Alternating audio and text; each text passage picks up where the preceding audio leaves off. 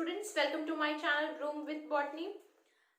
Previous lecture में हम लोगों ने बात की थी कि एरोबिक रेस्पिरेशन में जो स्टेप्स होते हैं उसमें सबसे पहला द यूनिवर्सल स्टेप जो दोनों के लिए कॉमन है, that is glycolysis. Second step is link reaction जो कि ग्लाइकोलिसिस को क्रेब्स साइकिल से जोड़ता है। Third step is Krebs cycle जो कि माइटोकॉन्ड्रियल मैट्रिक्स में होती है। और आज हम फोर्थ स्टेप की बात करने जा रहे हैं, that is electron transport system and oxidative phosphorylation. तो पहले हम ये देखेंगे कि ये कहाँ होता है और फिर देखेंगे कि ये क्यों होता है। अब पहली बात, हमने देखा कि लिंक रिएक्शन और क्रेब्स साइकिल दोनों ही माइटोकॉन्ड्रियल मैट्रिक्स में होते हैं।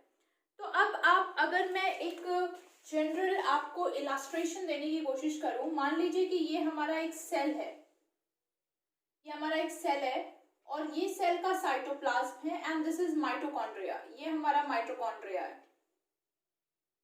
ठीक है, तो अगर ये सेल एरोबिक रेस्पिरेशन करता है तो सबसे पहला स्टेप क्या है कि ग्लूकोज जो है वो कन्वर्ट हो जाता है two molecules of pyruvic acid. This step is glycolysis. Glycolysis कहाँ होती है? साइटोप्लाज्म में होती है, तो ये ग्लाइकोलिसिस हो गई। अब क्योंकि ये ऑर्गेनिज्म एरोबिकली रेस्पायर करता है तो ये पायरुविक एसिड कहाँ चला जाएगा? माइटोकॉन्ड्रिया की मैट्रिक्स में। माइटोकॉन्ड्रिया की मैट्रिक्स में ये बन जाएगा एसिटिल कोएंजाइम ए। ठीक है, और एसिटिल कोएंजाइम ए ये क्या कहलाता है? लिंक रिएक्शन, और ये कराने लगेगा क्रेब्स साइकिल। तो इस तरीके से काम चल रहा है। साइटोप्लाज्म से शुरू होकर पायरुविक एसिड कहाँ आ गया? माइटोकॉन्ड्रिया की मैट्रिक्स में। वो किस में कन्वर्ट हुआ? एसिटिल कोएंजाइम ए में, and that is involved in Krebs cycle. Now, अगर हम ये माइटोकॉन्ड्रिया को enlarged version में ड्रॉ करें,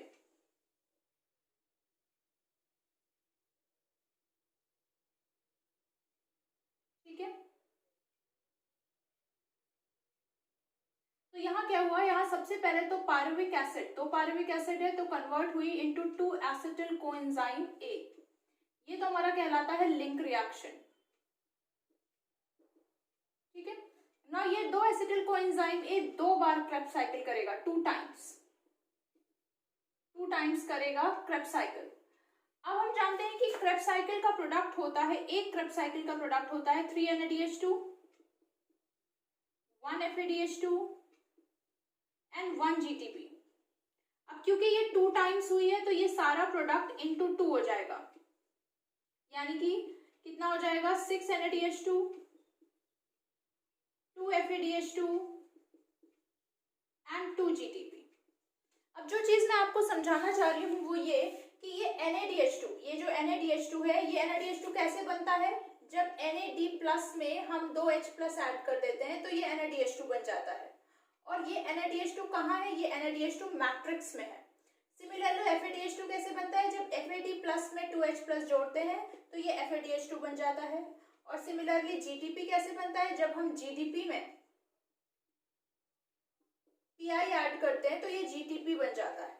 अब आप जरा सोचो कि अगर हम सिर्फ क्रेब्स साइकिल करते रहेंगे तो सारा जितना ये है, ये माइटोकॉन्ड्रियल में जितना ये सबस्ट्रेट प्रेजेंट है वो सब प्रोडक्ट में कन्वर्ट हो जाएगा। Everything is converted into products. अगर क्रेब्स साइकिल बार बार चलती रहेगी तो एक समय के बाद ये प्रोडक्ट्स की वैल्यू इंक्रीज हो जाएगी, प्रोडक्ट्स का कंसंट्रेशन इंक्रीज हो जाएगा। अगर रिपीटेड क्रेब्स साइकिल होगी तो बार बार क्रेब्स साइकिल होने से ये बढ़ जाएंगे, ये कम हो जाएंगे, और अगर ये खत्म हो गए तो प्रोसेस बंद हो जाएगा। तो हमें क्या चाहिए कि जैसे ही ये बढ़ना शुरू हो वैसे ही इनको वापस तोड़ दिया जाए इनटू सबस्ट्रेट। और इस काम को करने के लिए होती है electron transport chain. My point is clear कि ये सारा काम हो रहा है, इस सारे काम का एंड प्रोडक्ट है ये तीनों चीजें, और ये तीनों चीजें वापस अपने रॉ मटेरियल में टूट जाएं ताकि ये साइकिल हमेशा कंटिन्यूड रहे, कभी रुके नहीं। तो इस वजह से हमें इसको वापस तोड़ना है और इस तोड़ने के प्रोसेस को कहते हैं इलेक्ट्रॉन ट्रांसपोर्ट सिस्टम। तो अब हम देखेंगे कि ये चीजें कैसे टूटती हैं। तो चलिए देखते हैं कैसे ये सारी चीजें सॉल्व होंगी। आज हम बात करने जा रहे हैं ETS and OP, electron transport system and oxidative phosphorylation. मेरा पॉइंट समझिएगा, due to increased Krebs cycle की वजह से, due to increase increased Krebs cycle, products increases, और वो products क्या है? Increased amount of NADH2, increased amount of FADH2। खैर हमें GTP को तोड़ने की जरूरत नहीं है, फिलहाल हमें यही दोनों चीजें चाहिए। तो अब हम क्या करें, इनको तोड़ें। तो इनको तोड़ेंगे कैसे? फिर से देखिए, मैंने आपको ये माइटोकॉन्ड्रिया बना के दिखाया था। दिस इज माइटोकॉन्ड्रिया, ठीक है, क्योंकि यहाँ पे क्रेब्स साइकिल होती है। This is the site of Krebs cycle. तो ये सारी चीजें यहाँ बढ़ चुकी हैं। NADH2 इंक्रीज हो गया है, FADH2 इंक्रीज हो गया है। तो इनको तोड़ने के लिए जो एंजाइम्स चाहिए वो सारे एंजाइम इनर माइटोकॉन्ड्रियल मेम्ब्रेन में एम्बेडेड है। These enzymes are embedded in inner mitochondrial membrane। अब NADH2 को जो एंजाइम तोड़ेगा, इसको तोड़ने के लिए जिस एंजाइम की जरूरत पड़ेगी उसका नाम होगा NADH डिहाइड्रोजनेज। NADH डिहाइड्रोजनेज क्या करेगा? इसको तोड़ देगा NAD plus 2H plus 2 electrons में। सिमिलरली इसके लिए जो एंजाइम लगेगा उसका नाम होगा सक्सिनेट डिहाइड्रोजनेज। अगर आपको याद हो, इस एंजाइम का नाम हमने क्रेब्स साइकिल के वक्त भी लिया था कि क्रेब्स साइकिल के सारे एंजाइम माइटोकॉन्ड्रियल मैट्रिक्स में होते हैं except succinate dehydrogenase. Succinate dehydrogenase inner side of inner mitochondrial membrane में अटैच्ड होता है। ये क्या करेगा? इसको तोड़ देगा into FAD plus 2H plus 2 electrons. तो इस तरीके से तोड़कर अब करेगा क्या? ये चीजें यहाँ टूटेंगी तो ये NAD प्लस तो यही रह जाएगा, FAD प्लस यही रह जाएगा। लेकिन ये जो एंजाइम कॉम्प्लेक्सेस हैं ये इलेक्ट्रॉन लविंग होते हैं, तो ये इनके इलेक्ट्रॉन को खींच लेंगे, साथ में प्रोटॉन्स भी चले जाएंगे। लेकिन ये केवल ट्रांसपोर्ट इलेक्ट्रॉन्स का आपस में करेंगे, तो प्रोटॉन कहाँ चले जाएंगे? इंटर मेम्ब्रेन स्पेस पे। और ये इलेक्ट्रॉन का ट्रांसपोर्ट एक से दूसरे, दूसरे से तीसरे में, इसी को कहते हैं electron transport system and oxidative phosphorylation. तो जो बात दिमाग में रखनी है, मैंने आपको पहले बताया कि क्यों होती है, क्योंकि ये सब बढ़ जाते हैं। इनको वापस इसमें तोड़ने के लिए ATS हो जाती है। कहाँ होती है? इनर माइटोकॉन्ड्रियल मेम्ब्रेन में होती है, क्योंकि जो एंजाइम कॉम्प्लेक्सेस जरूरी हैं वो कहाँ प्रेजेंट है? इनर माइटोकॉन्ड्रियल मैट्रिक्स में। इसके बाद क्या होता है? इसके बाद H+ आयन का कंसेंट्रेशन यहाँ बढ़ जाता है और यहाँ कम हो जाता है, जिसकी वजह से लास्ट कॉम्प्लेक्स एक्टिवेट होता है, दैट इज ATP सिंथेज। आपको अगर याद हो, इनर माइटोकॉन्ड्रियल मेम्ब्रेन में ATP सिंथेज एंजाइम लगे होते हैं, ये एक्टिवेट हो जाते हैं और इनसे होती है oxidative phosphorylation, that means formation of ATP। इसीलिए इनको ATP सिंथेज एंजाइम कहा जाता है। तो ये तो मैंने एक ओवरऑल व्यू दिया, क्यों होता है, कहाँ होता है, कैसे होता है। अब आ जाते हैं मेन मुद्दे पर कि इसमें कौन कौन से एंजाइम्स हैं, उसमें कौन कौन से इलेक्ट्रॉन कैरियर्स हैं और कैसे कैसे मूवमेंट होता है ना। एक चीज मैं आपको बोलना चाहूंगी, जो आपकी NCERT में डायग्राम दिया है उसको देखकर बच्चे बहुत परेशान हो जाते हैं कि ये क्या है, कैसे याद करें, कितना भयानक लग रहा है। उसको चिंता करने की जरूरत नहीं है। I will be giving you की पॉइंट्स जिनको आपको दिमाग में रखना है। उसके बाद आप NCERT के डायग्राम पे ध्यान दो और चाहे ना दो, कोई फर्क नहीं पड़ेगा। तो लेट्स सी पहले कि इसमें कौन कौन से एंजाइम कॉम्प्लेक्सेस इन्वॉल्व होते हैं। तो ये देखिए, ये की पॉइंट्स हमें ध्यान रखने हैं। टोटल इलेक्ट्रॉन ट्रांसपोर्ट सिस्टम और ऑक्सीडेटिव फॉस्फोराइलेशन में 5 कॉम्प्लेक्सेस इन्वॉल्व होते हैं, बट ETS में सिर्फ 4 पार्टिसिपेट करते हैं। 5th वाला जो है वो हमारे ATP सिंथेसिस में हेल्प करेगा बाय ऑक्सीडेटिव फॉस्फोराइलेशन। तो पहले मैंने आपको बता दिया कि ETS क्यों हो रहा है, just to break down the NADH2 and FADH2, ताकि NAD प्लस और FAD प्लस वापस अगली क्रेब्स साइकिल के लिए अवेलेबल रहे, नहीं तो क्रेब्स साइकिल रुक जाएगी, रेस्पिरेशन रुक जाएगा। तो अब हमें क्या करना है, NADH2 और FADH2 को तोड़ना है। तो NADH2 को तोड़ने वाला एंजाइम NADH डिहाइड्रोजनेज और FADH2 को तोड़ने वाला सक्सिनेट डिहाइड्रोजनेज। ये एंजाइम बने हुए हैं ना किसी चीज के, तो वो किस चीज के बने हैं? वो इलेक्ट्रॉन कैरियर्स के बने हुए हैं। तो जब वो NADH2 या FADH2 को तोड़ते हैं तो उनमें से जो इलेक्ट्रॉन निकलता है उसको वो खुद लेने की कोशिश करते हैं, और खुद लेने के बाद जो उनसे तगड़ा होता है वो उनसे छीन लेता है। तो इलेक्ट्रॉन एक जगह रुक नहीं पाता, इलेक्ट्रॉन एक से दूसरे, दूसरे से तीसरी जगह में मूव करना शुरू कर देता है।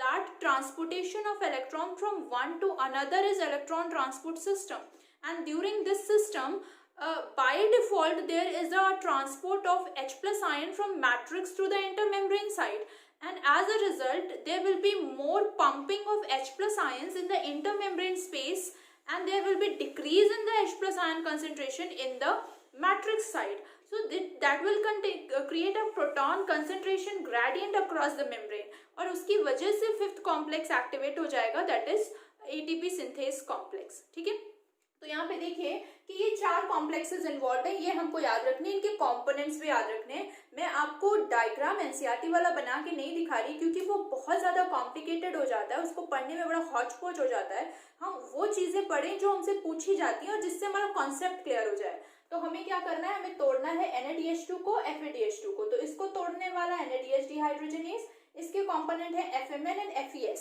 अब अगर आप एनसीईआरटी का डायग्राम देखोगे तो उन्होंने NaDH2 को तोड़ते हुए दिखाया है और उसका इलेक्ट्रॉन FMN ले रहा है, फिर FeS के पास जा रहा है. सक्सिनेट डिहाइड्रोजनेज ये FeDH2 को तोड़ता है और इसके इलेक्ट्रॉन कैरियर्स होते हैं FAD and FeS cluster again. ये दोनों लोग अपने इलेक्ट्रॉन थर्ड कॉम्प्लेक्स को देते हैं. ध्यान रखना 1 और 2 आपस में इलेक्ट्रॉन एक्सचेंज नहीं करते. 1 अलग है NaDH2 के लिए, 2 अलग है FADH2 के लिए, और दोनों ने अपने इलेक्ट्रॉन किसको देने हैं, दोनों ने अपने इलेक्ट्रॉन देने हैं कॉम्प्लेक्स नंबर 3 को, जो साइटोक्रोम B और C1 का बना हुआ है. And finally cytochrome C oxidase को जाता है ये इलेक्ट्रॉन, जो कि साइटोक्रोम A3 और 2 कॉपर सेंटर्स का बना हुआ है. And last electron acceptor is oxygen, इसीलिए इसको एरोबिक रेस्पिरेशन कहा गया है, क्योंकि ऑक्सीजन नहीं होगी ETS कंप्लीट ही नहीं होगी. और ऑक्सीजन फाइनली इसका इलेक्ट्रॉन लेता है, मैट्रिक्स से हाइड्रोजन लेता है और मिला के उसे H2O बना देता है. So it is not only electron carrier but also hydrogen acceptor, and it forms metabolic water, यानी ऐसा पानी जो रिएक्शन के समय क्रिएट होता है. तो शुरुआत में ही हमने बात की थी कि एरोबिक रेस्पिरेशन में हम सबस्ट्रेट को CO2 और H2O में तोड़ते हैं. तो CO2 तो आपने देखा कई जगह निकल रहा है, H2O कहाँ निकल रहा है, फाइनल स्टेज में निकल रहा है. ठीक है, तो हमको ये पॉइंट्स ध्यान रखने हैं. क्या किया, 1 ने NaDH2 को तोड़ा, 2 ने FADH2 को तोड़ा, दोनों ने अपने इलेक्ट्रॉन 3 को दिए, 3 ने अपने इलेक्ट्रॉन 4 को दिए, और 4 ने इलेक्ट्रॉन किसको दे दिए, ऑक्सीजन को दे दिए. ठीक है, अब इन सारे प्रोसेसेस में बीच में कुछ मीडिएटर्स भी होते हैं, एक तरीके से वो कैरियर्स होते हैं, जैसे हमारे डिलीवरी बॉयज होते हैं कि हमारा सामान एक जगह से उठाया और दूसरी जगह पहुंचाया, एग्जैक्टली लाइक दैट. तो ETS में इलेक्ट्रॉन ट्रांसपोर्ट चेन में इन कॉम्प्लेक्सेस के बीच में इलेक्ट्रॉन को पहुंचाने का काम, एक जगह से लेकर दूसरी जगह काम 2 मोटाइल कैरियर्स का भी होता है. वो किसी कॉम्प्लेक्स के हिस्से नहीं है, वो खुद इंडिविजुअली मोटाइल इलेक्ट्रॉन कैरियर्स हैं. वो एक जगह से इलेक्ट्रॉन लेते हैं,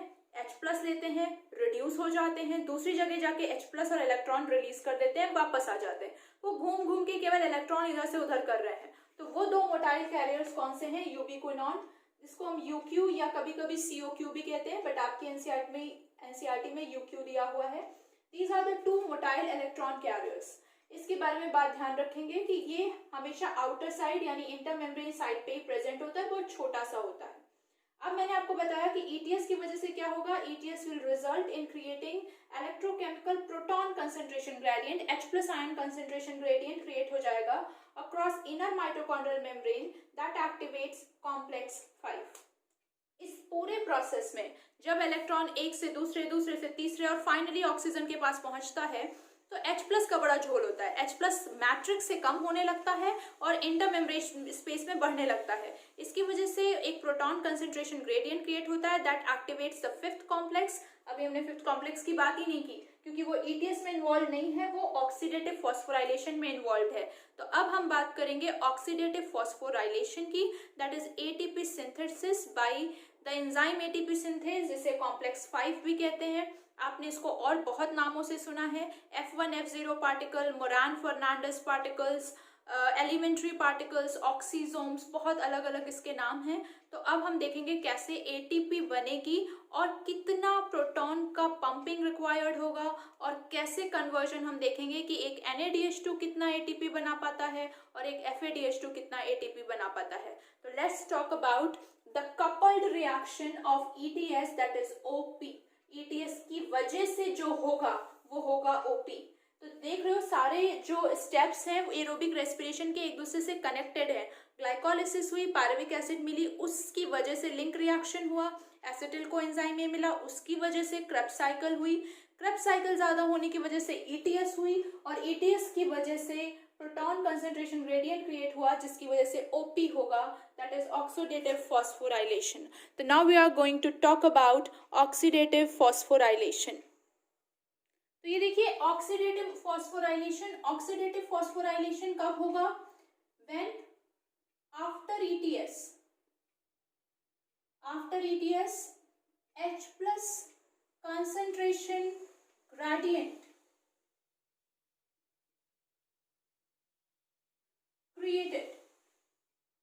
कैसे क्रिएट हुआ ये? There is decrease in H plus ions in matrix and increase H plus ions in intermembrane space.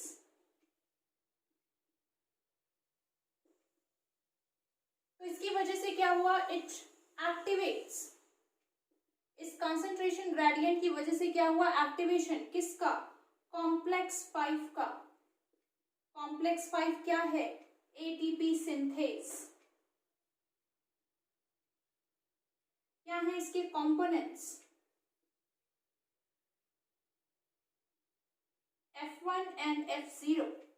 F1 क्या है? नॉब लाइक पार्ट, और F0 क्या है? Transmembrane channel protein.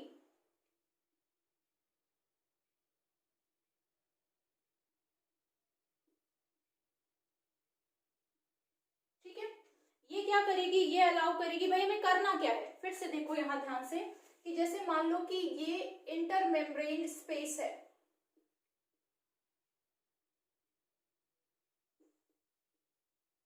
ठीक है, दिस इज इनर मेम्ब्रेन, ये इनर माइटोकॉन्ड्रियल मेम्ब्रेन है, और ये क्या है? मैट्रिक्स है माइटोकॉन्ड्रिया का. तो यहाँ पे H प्लस आयन डिक्रीज हो चुका है, यहाँ पे ETS हो रही है, ये ETS की साइट है, ये inner mitochondrial membrane, it is the site of ETS.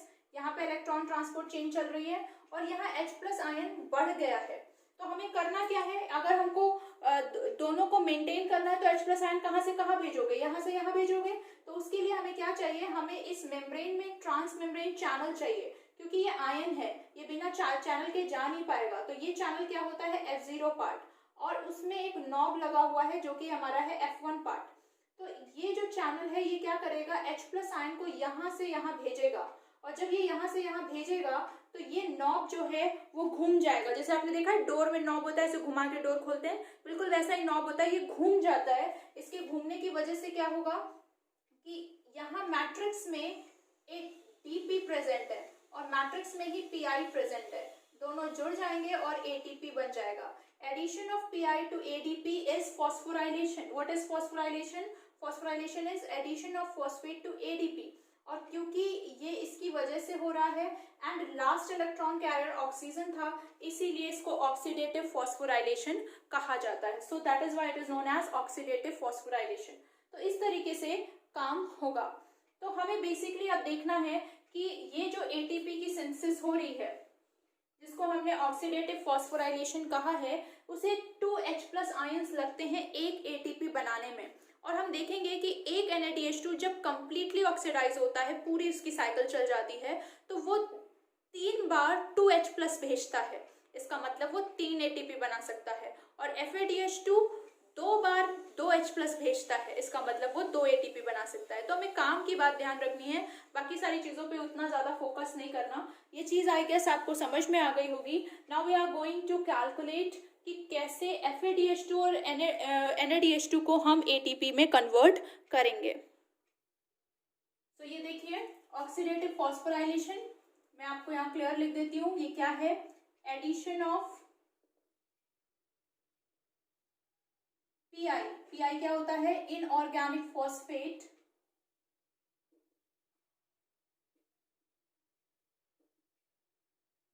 To ADP and form ATP. तो addition of PI is phosphorylation, और ये ऑक्सीजन की प्रेजेंस में ही होगी, इसीलिए it is oxidative phosphorylation. Now movement of 2H plus across F0 will yield 1 ATP। और ये सब ऑन एवरेज होता है, ये हम एकदम फिक्स नहीं बता सकते, ये एक एवरेज कैलकुलेशन होता है। ये हमने मान लिया है कि movement of 2H plus across F0 forms 1 ATP। Now since complete oxidization of 1 NADH2 by ETS pumps 3 pairs of protons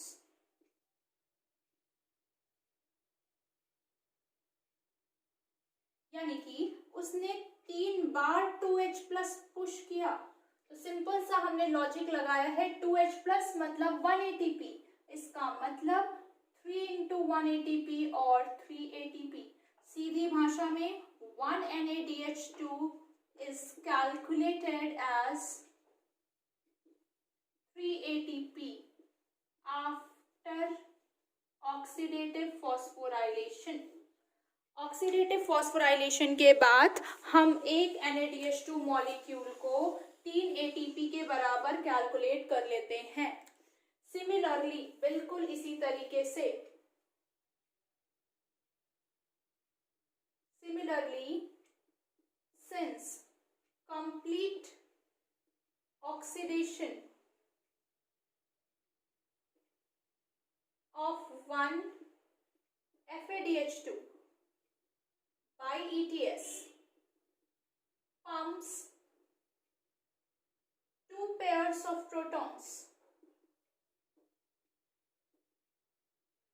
Therefore मतलब क्या हुआ, 2 into 2H plus, और अभी क्या सीखा था कि एक H plus is equal to एक ATP, तो 2H plus इसका मतलब 2 ATP।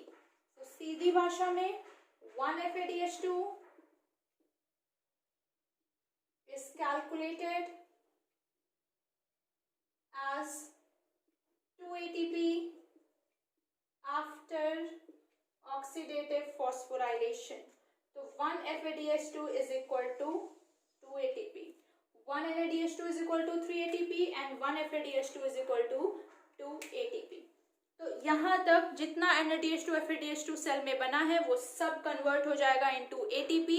और जो फॉर्मूला हम अप्लाई करेंगे कि एक NADH2 3 ATP के बराबर होना चाहिए और एक FADH2 2 ATP के बराबर होना चाहिए। ठीक है, तो नेक्स्ट लेक्चर में आपको मैं पूरा बैलेंस शीट कैलकुलेट करके दिखाऊंगी कि कैसे एक ग्लूकोज को एरोबिकली रेस्पायर करने पर या तो 36 बनता है या 38 बनता है। टिल देन आज के लिए बस इतना ही। अगर आपको यहाँ तक कोई भी दिक्कत हो प्लीज़ मुझे कमेंट सेक्शन में बताइए, और अगर आपको ये लेक्चर अच्छा लगा हो, समझ में आया हो, तो प्लीज़ लाइक कीजिए, शेयर कीजिए, सब्सक्राइब कीजिए। Thank you.